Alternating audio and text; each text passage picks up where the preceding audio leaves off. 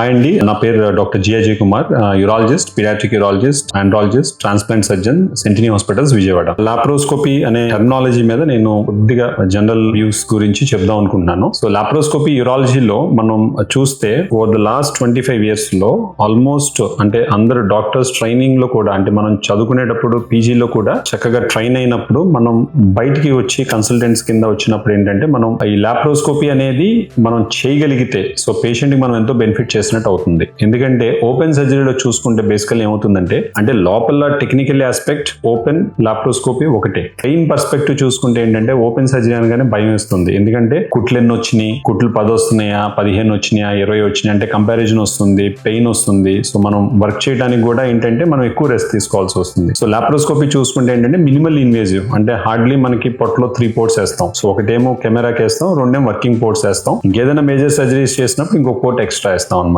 So లాప్రోస్కోపీలో కూడా మనకి transperitoneal, retroperitoneal or single site laparoscopy, multiport laparoscopy, so చాలా వెరైటీస్ అనేది లాస్ట్ ఒక 10-15 years నుంచి మనం చేస్తున్నాం అనమాట.